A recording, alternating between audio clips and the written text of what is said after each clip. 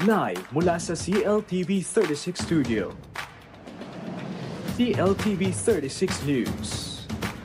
Haya Pabengi, Pampanga, magandang gabi, Central Luzon. Ako po si JM De Jesus at oras na para sa mga maiinit na balitang Central Luzon ngayong Biyernes, July 25. Malawakang kanselasyon ng klase dahil sa masamang panahon, hindi makakaapekto sa pagkatuto ng mga estudyante ayon sa DepEd. Price freeze sa mga basic necessities, ipinatutupad sa mga lugar na nasa state of calamity. Iayuda ng Kalumpit LGU, umani ng pambabatikos mula sa mga netizens. Bahagi ng Dike Road sa Lubao, gumuho. Agarang inspeksyon, isinagawa. At dengue at leptospirosis ngayong tag-ulan, saklaw ng mas malaking PhilHealth package. Nararanasan pa rin ng maraming lugar sa Central Luzon ang matinding epekto ng sunod-sunod na pag-ulan at pagbaha. Dahil dito, ilang lalawigan at bayan na nagdeklara na ng state of calamity upang agarang makaresponde sa lumalalang sitwasyon at mas makapaghatid ng kinakailangang ayuda sa mga residente. Ang detalye sa report na ito.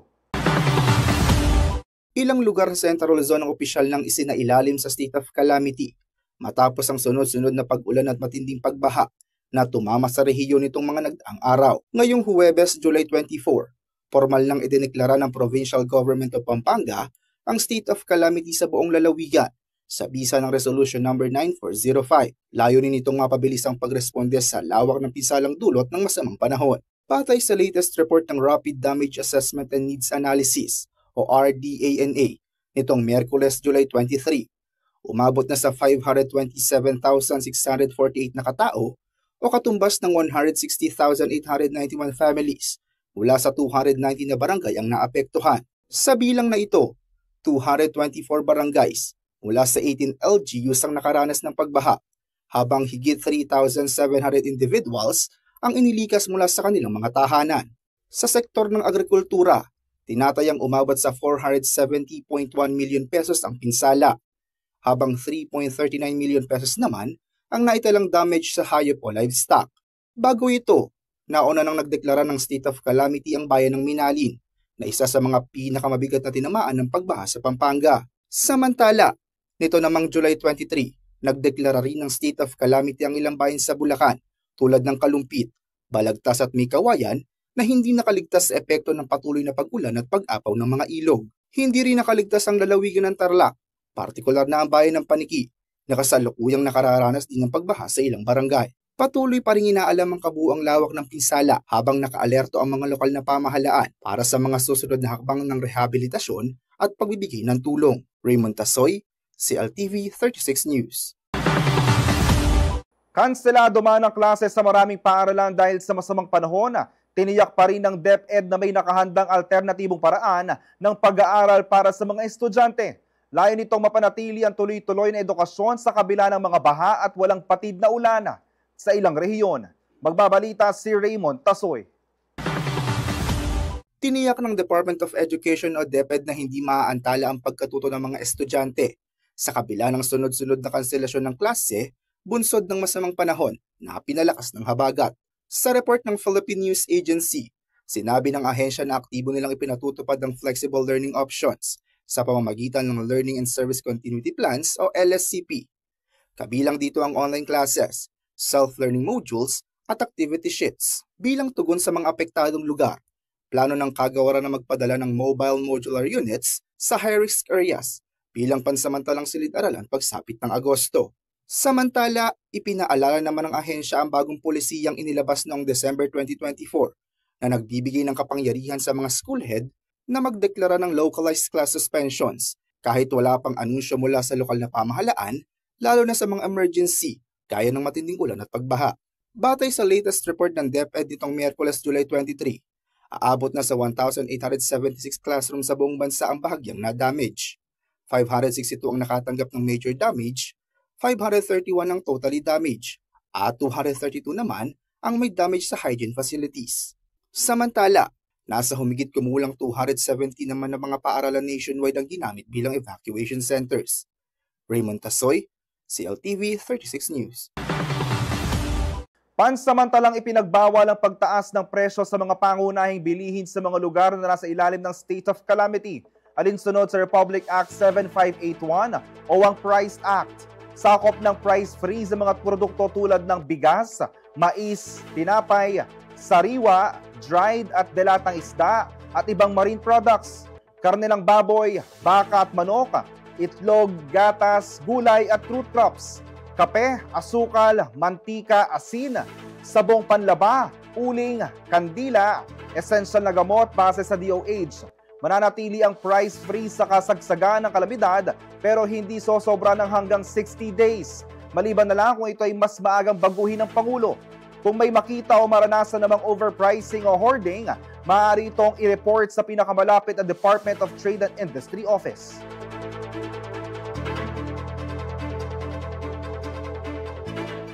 Manatili nakatutok para sa iba pang balita ngayong araw.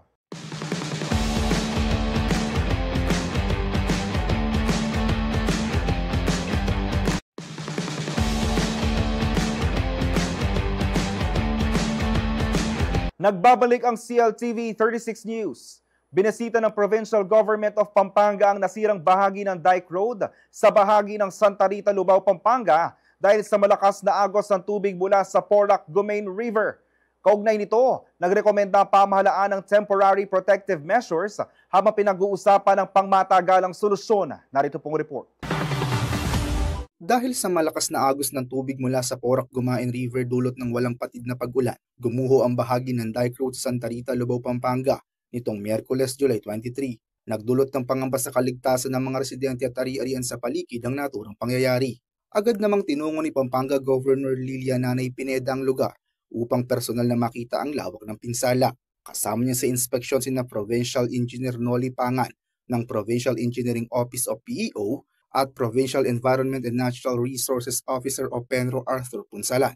Nagbigay ng rekomendasyon ng gobernador para sa pansamantalang protective measures habang pinag-uusapan ng pangmatagalang solusyon upang maiwasan ang mas matinding epekto sa mga susunod na araw.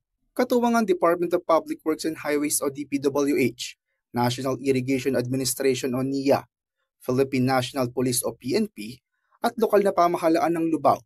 Patuloy ang monitoring at koordinasyon ng Provincial Government at Pampanga Provincial Disaster Risk Reduction and Management Council o PDRRMC upang matiyak ang seguridad ng mga apektadong mamamayan. Raymond Tasoy, CLTV 36 News.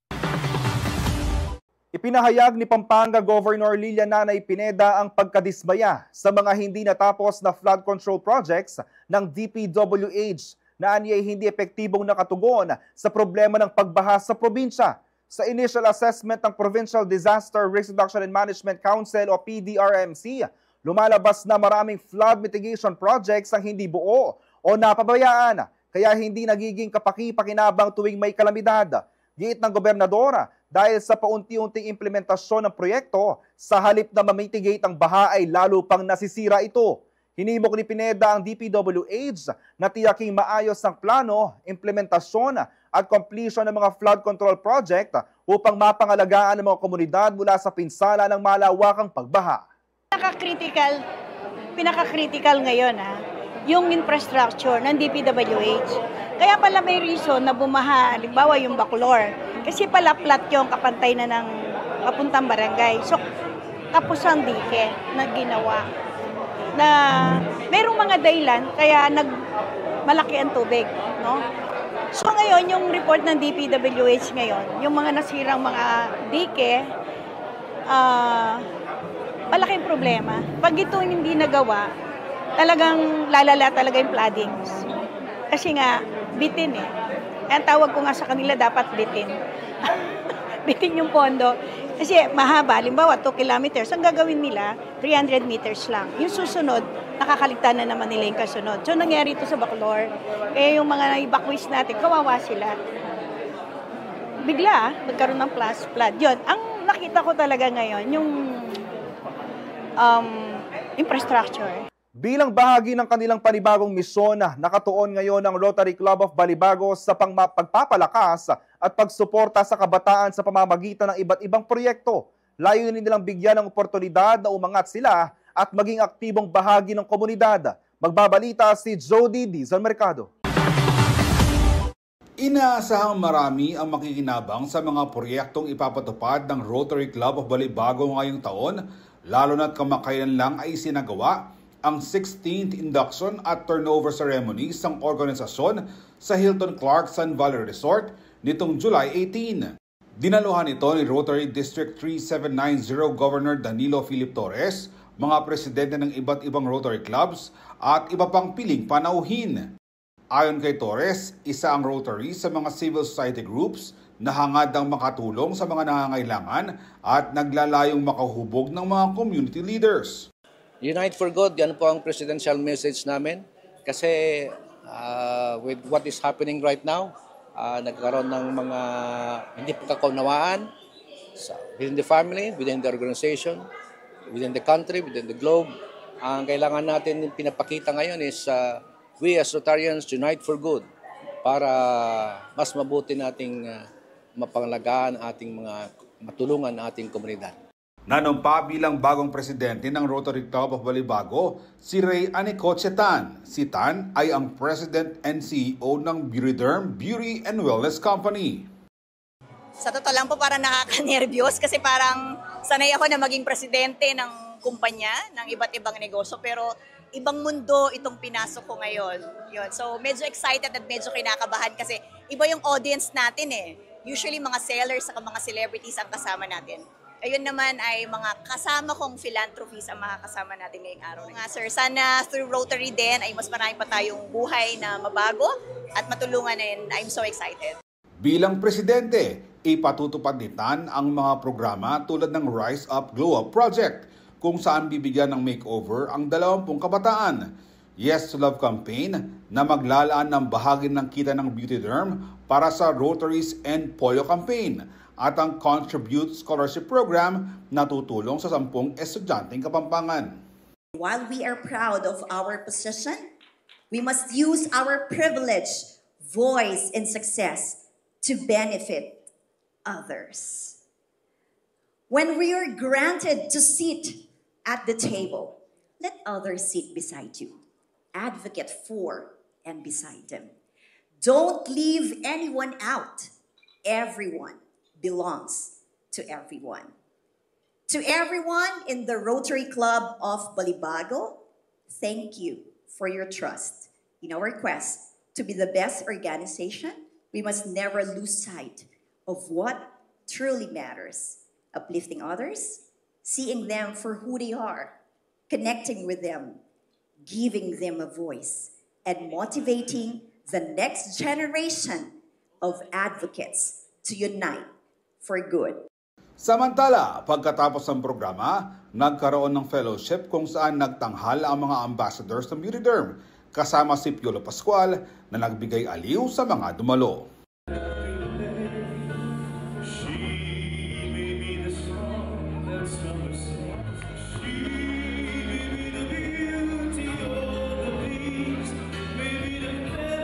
Ako si Jody Dizon Mercado para sa CLTV 36 News. Muling naghari sa ikalawang pagkakataon ng koponan ng Pilipinas sa Strong Group sa katatapos na 2025 William Jones Cup. Malinis na naging record ng grupo dahilan para maiuwi nila ang ika-8 championship title para sa bansa sa naturang torneo.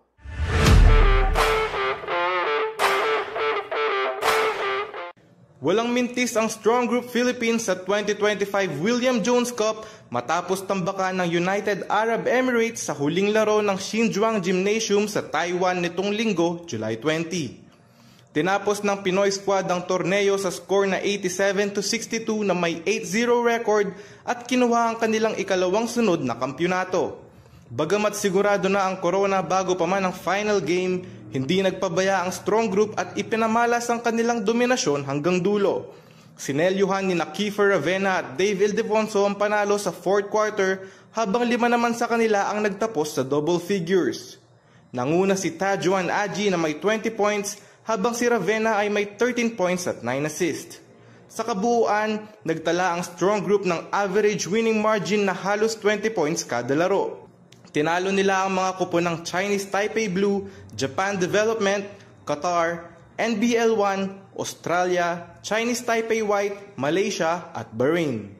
Ayon kay head coach Charles Chu, espesyal para sa kanya ang championship na ito dahil hindi na umano niya sigurado kung mabubuo pang muli ang parehong roster, lalo't may mga player nang sasabak sa draft o lilipat ng kupunan. Ito na ang ika-8 kampyonato ng Pilipinas sa kasaysayan ng Williams-Jones Cup. Matatanda ang 1982 nang unang maiuwi ng Northern Cement ang championship title. San Miguel noong 1985, Centennial Team noong 1998, Gilas Pilipinas noong 2012, Mighty Sports noong 2016 at 2019 at Strong Group noong 2024. At yan ang ating sports news ngayong araw. Kelo Makapinlak, CLTV 36 Sports News.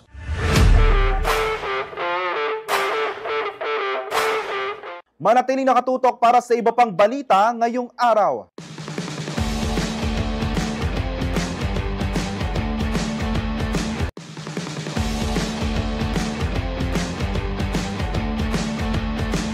Nagbabalik ang CLTV 36 News. Nag-viral at umani ng samot-saring reaksyon mula sa netizens ang inisyatiba ng Kalumpit LGU na hinihikayat ang mga residente na mag-post ng kanilang selfie habang nasa loob sila ng binaha nilang bahay bilang bahagi ng proseso para makatanggap sila ng tulong pinansyal.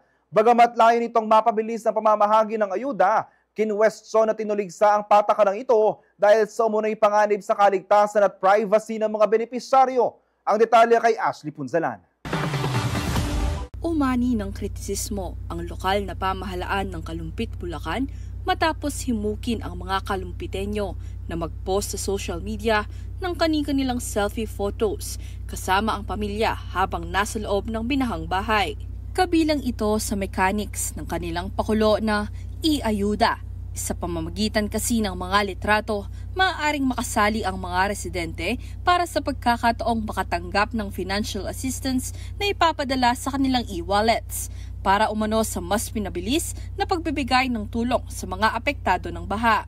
Agad namang nag-viral sa social media ang naturang post kung saan marami ang nabahala at naglabas ng kani-kanilang opinyon tungkol dito. Ayon sa isang netizen, hindi umano isang patimpalak ang pamimigay ng disaster relief. Isa umano itong responsibilidad ng mga nanunungkulan at hindi dapat gawing laro ng kapalaran. Ani naman ng ilan, ang programa ay insensitive at exploitative dahil bukod sa delikado ang lumusong sa baha dahil sa mga sakit na dulot nito, kabilang rin sa mechanics ang pag-post ng kanilang e-wallet number, bagay na maaaring magbigay ng threat sa data privacy ng mga tao. Gayunpaman, paglilinaw ni Kalumpit Mayor Lem Faustino, isa lamang umano ito sa maraming inisyatiba ng Kalumpit LGU sa pagpapaabot ng tulong sa kanilang nasasakupan. Sa panahon ng kalamidad ay importante po dito, ang lahat ng lingkod bayan ay nagtutulungan. At ang importante po dito, ang lahat ng pamamaraan na pwede naming mabigyan ng tulong ang mga kababayan namin ay gagawin po namin. At isa po itong i-ayuda na ito sa pamamaraan para po makapag-abot po kami ng tulong. Ayon pa sa alkalde, wala silang pipiliin sa mga lumahok sa i-ayuda. Bagkus ang lahat umano ng nagpasa ng kanilang mga larawan ay mabibigyan ng ayuda mula sa kanilang tanggapan. So ito po, ulitin ko po, wala po tayong pipiliin. Ang pagtulong po sa kapwa ay walang pinipili. At ito po, isa lang po ito sa pamamaraan para po mabigyan natin ng tulong ang ating mga kalumpitenyos na kababayan. Kagaya ng nakasaad sa kanilang social media post, inanunsyo ang 250 beneficiaries ng i-ayuda sa pamamagitan ng isang Facebook Live na isinagawa ng LGU nitong gabi ng Miyerkules, July 23. Samantala, isinailalim na rin sa state of calamity ang Kalumpit nitong Martes, July 22. Dahil sa malaking epekto ng pagbaha sa bayan, kaugnay ng malakas at tuloy-tuloy na pag-ulan, punsod ng pinalakas na habagat, pag-apaw ng Ipo Dam at high tide. Ayon sa Municipal Social Welfare and Development Office ng bayan, nasa 40,501 families o 131,832 individuals ang apektado ng malalang pagbaha sa Kalumpit, Bulacan. Ashley Punzalan, CLTV 36 News. Tiniyak ng Philippine Health Insurance Corporation na PhilHealth na may sapat na benepisyong nakalaan para sa mga nagkakasakit ng dengue at leptospirosis tuwing tag-ulan. Ayon sa ahensya, nasa 19,500 pesos ang coverage para sa moderate dengue, habang 47,000 pesos naman para sa severe cases. Samantala, tinaasan din ang benepisyo para sa leptospirosis na ngayon ay nasa 21,450 pesos simula moderate hanggang severe. Bahagi ito ng direktiba ni Pangulong Ferdinand R. Marcos Jr. na palawakin ang benepisyo ng universal healthcare. Hinikayat din ng PhilHealth ang publiko na agad magtungo sa mga accredited hospital kung makakaranas ng sintomas ng naturang mga sakit upang agad na palapatan ng lunas. Pinaalalahanan naman ng ahensya ang publiko na umiwas sa baha, uminom ng malinis na tubig, panatilihing malinis ang kapaligiran at gumamit ng kulambo o insect repellent upang makaiwas sa sakit. Para sa karagdagang impormasyon, bisitahin ang philhealth.gov.ph o tumawag sa hotline na 24/7 hotline 0286622588. Samantala, gagamitin bilang healthcare extension facilities ang mga dating COVID-19 isolation centers sa Pampanga bilang paghahanda sa posibleng pagtaas ng kaso ng dengue at leptospirosis. Ito ay ayon kay Governor Lilian Nanay Pineda. Binigyan diin ni Pineda sa pulong ng Pampanga Provincial Disaster Risk Reduction and Management Council ng matagalang pagbabad sa baha ay seryosong banta sa kalusugan ng mga kabalena. Sa datos ng PDRMO, higit 200 barangay mula sa 18 bayan sa lalawigan ang apektado ng baha, dulot ng walang patid na ulan at pag-apaw ng mga ilog. Giit ng opisyal, mahalagang maagapan ang pagkalat ng mga sakit sa nadulot ng maruming tubig at kagat ng lamok upang hindi magsabay-sabay ang mga kaso. Bukod sa mga pampublikong ospital, nakaabang na rin ang mga dating isolation centers na posibleng magsilbing temporary treatment facilities kung kakailanganin. Samantala, alamin naman natin kung bakit pinag-uusapan ang Hyundai Staria, isang next-generation van na hindi lang pang-transport, kundi pang-experience. With its futuristic design, spacious interior, and cutting-edge technology, ang Staria ay ginawa para sa mga modernong pamilya, negosyante, at kahit sa mga VIP na laging on the go. Para ka nasa loob ng spaceship sa ganda ng loob at smooth na biyahe. At good news, available na ang Hyundai Staria sa Laos Auto Group, Hyundai Baliwag, Bulacan. Maayos sa serbisyo mula test drive hanggang sa unit release. To know more about Hyundai Staria, let's watch this.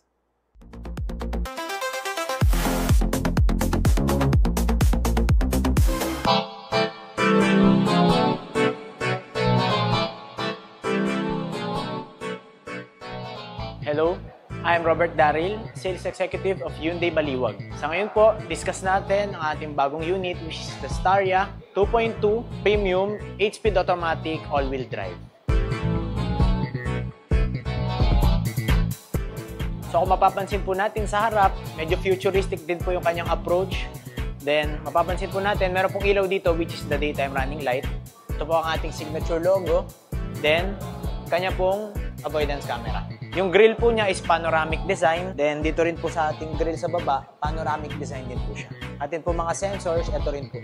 So sa kanya pong ilaw, naka-LED na rin po siya and wala po siyang fog lamp. Para po sa ating makina, naka 2.2 turbocharged engine na din po tayo and automatic po na transmission. Then sa all-wheel drive po, mas maganda po yung all-wheel drive kasi po 100% ang lahat ng gulong natin is gumagana. Para po sa ating front suspension, naka MacPherson strap na rin po siya. And naka 18-inch na alloy wheels po siya. Then, dahil nga po naka 18-inch alloy wheels po siya, ang ating pong ground clearance is 186. Sa ating pong side mirror, mapapansin po natin, nandito na po yung ating signal light. Meron na rin po tayo na camera para po sa ating 360, tsaka po sa iba niyang features para po dun sa kanyang collision avoidance, sa blind spot assist. Then, ating pong smart entry. Sa kanya naman pong passenger side, tayo po ay naka-powered door lock handle na rin po.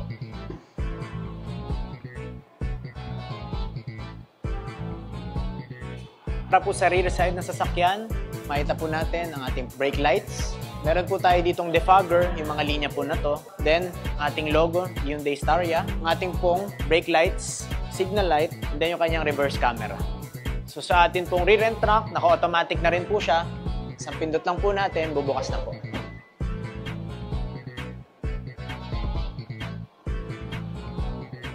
Ang Ang atin pong Hyundai Staria ay may 9-seater. So, fold lang po natin siya para po magamit natin yung likod if ever po na walang upo. Then yung likod po niya is pwede natin paglagyan ng dalawang balikbayan box or mga luggages po na pwede natin ilagay like groceries or etc. Ang ating pong automatic na rear end trunk is naka-hydraulic assist na rin.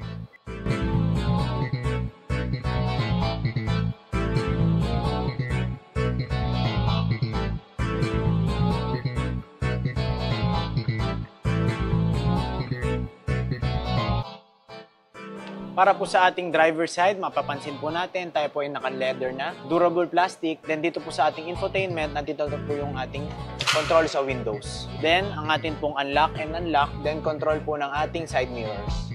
Yung Hyundai Staria ay naka-premium Bose speaker. Ang ating pong seats ay naka 8-way powered na po siya. So, kapag gusto po natin siyang palikod, paharap, depende po sa ating driving habit. So, tayo na po mismo mag-a-adjust. Para po sa ating steering wheel, tayo po naka-leather na rin. With paddle shifter, mapapansin po natin sa ating infotainment, meron pong mga buttons. So, ito po yung sa personal side, sa calls, sa cellphone. Then, nandito naman po yung ating mga assistive. Ang ating pong steering wheel ay naka-tilt and telescopic na rin po. So, depende na lang po sa kung paano siya gustong imaneho, pataas or pababa. Then, para po sa ating engine, tayo po ay naka-push start button. So, pipindutin lang po natin siya.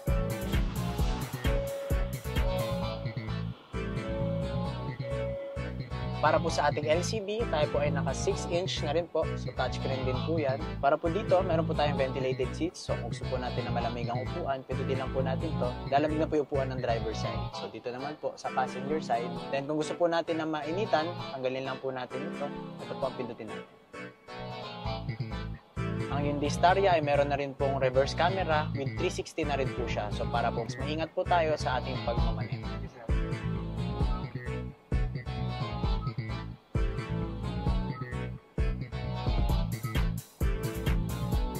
So tayo po ay naka-shift by wire, button type na rin po siya. So hindi na po siya yung traditional shifter na ito po is pipindutin na lang po kung gusto natin mag-neutral. Gusto natin na tayo ay nasa park. Ang ating pong USB port adapter na pwede rin po tayong mag-charge. Meron po siyang 12 volts. Then ang ating pong wireless charge. So if ever po na gusto natin na di na bumaba na sasakyan upang buksan ang ating pintuan sa gilid or sa likod, pipindutin na lang po natin to, long press, bubukas na po yung pintuan.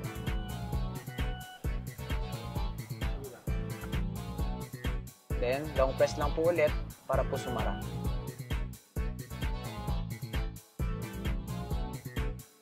Para po sa side ng driver and passenger, pwede po tayong maglagay dito ng cup. So, meron po tayong cup holder. And dito naman po, if ever na meron tayong gustong ilagay na gamit dito, kasya rin naman po siya. Ang Hyundai Staria 2.2 Premium 9-seater ay nagkakahalaga na 2,830,000. Meron po tayong promo down payment na 280,000. So, sa 5 years po niya is 58,604 lang po ang ating gagastusin. Para po sa ating in-house, ang mga inclusions po niya pag binili ang ating sasakyan, meron po tayong free chattel mortgage, 3 years LTO registration, meron din po tayo na free tint, floor mats, spare key, tsaka po yung ating Laos Cares with 24/7 roadside assistance and free towing na rin po. 32,500 worth of benefits. For more information, I am Robert Daryl Dorupa. Please contact me at my number 0905-886-0922. Ang number ko po is Viber ready, WhatsApp ready, and pakifollow na rin po ang aming official Facebook page which is Hyundai Baliwag. Pakifollow na rin po ang aking official Facebook page, Hyundai Baliwag by Robert Daryl Dorupa. If ever po na madaan kayo dito sa aming showroom, kami po ay located sa DRT Pagala Highway, Baliwag, Bulacan. Ako pong bahala sa inyo, tutulungan po namin kayo para po mahanap ninyo yung unit na fit para sa inyo. Here at Hyundai, innovate every day.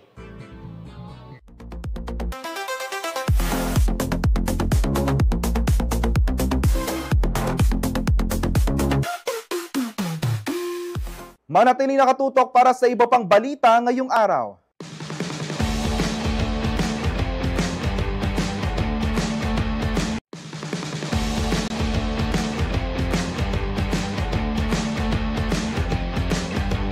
Nagbabalik ang CLTV 36 News. Hindi nagpatinag sa ulan at bagyo ang magsing-irog na sina Jade Rick Verdillo at Jamaica Aguilar. Kahit kasi binahana, mas umapaw ang pagmamahalan ng long-term couple at tinuloy pa rin ang pagpapalitan ng I do sa makasaysayang Barasuain Church sa Malolos, Bulacan nitong Martes, July 22. Sa isang Facebook post, labis ang pasasalamat ng newlywed sa kanilang pamilya, bisita at mga nakasama upang matupad pa rin ang kanilang pinakahihintay na wedding day.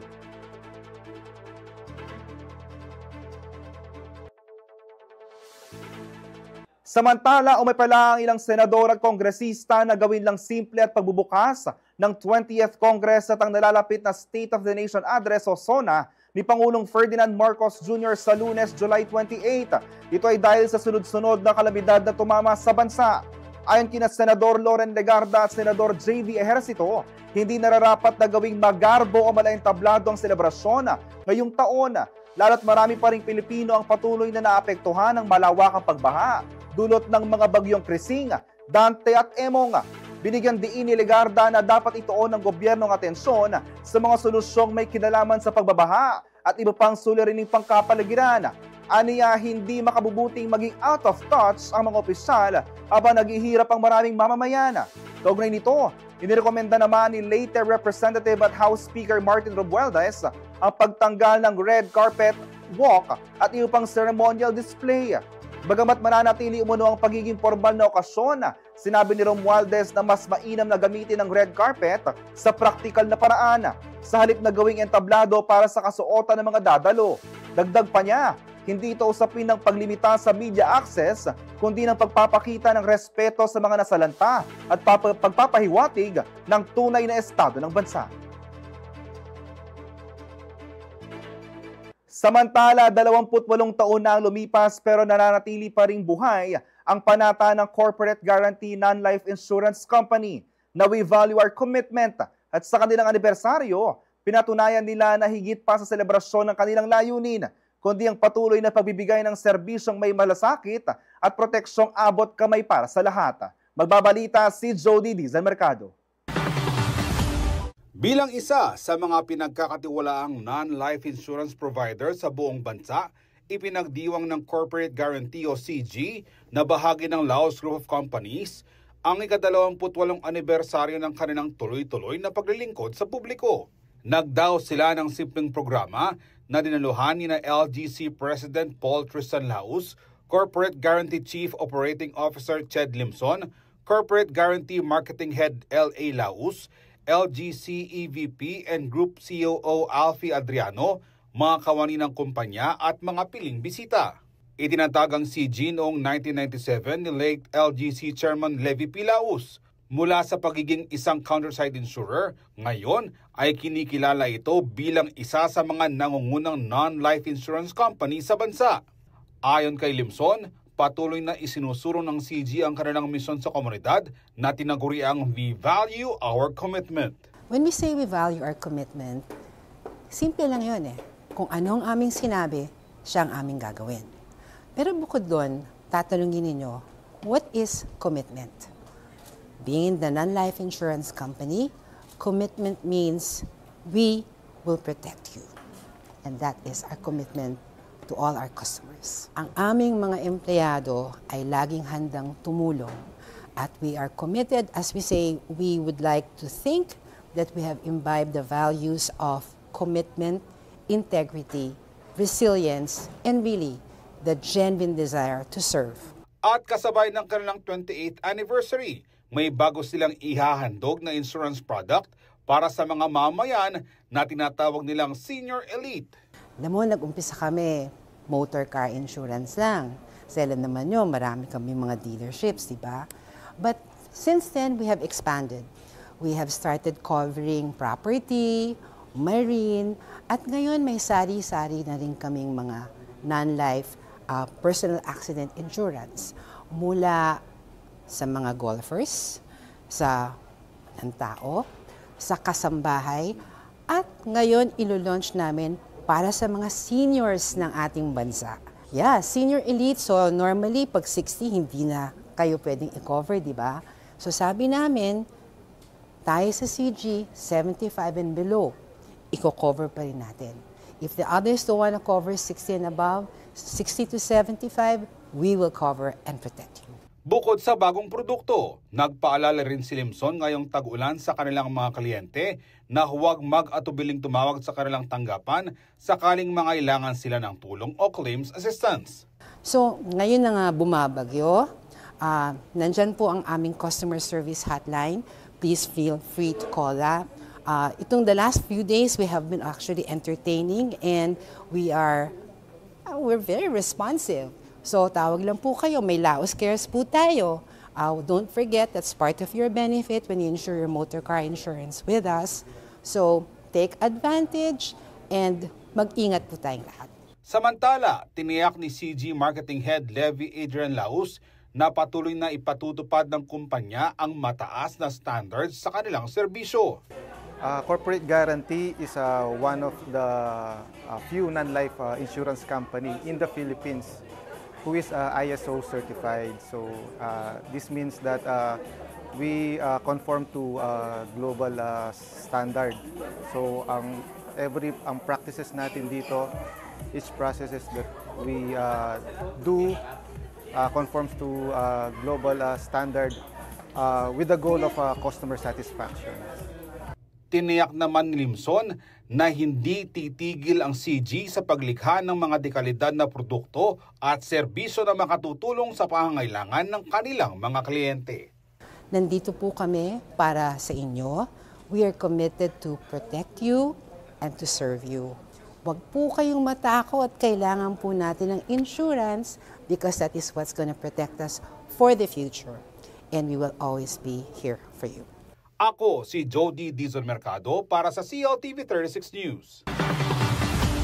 At yan ang mga balitang nakalap ng CLTV 36 News. Para sa karagdagang detalye, maaari niyong i-follow ang aming social media pages sa Facebook at CLTV 36 Official at CLTV 36 News. Sa Twitter o X, CLTV 36. Sa Instagram, CLTV 36 Official.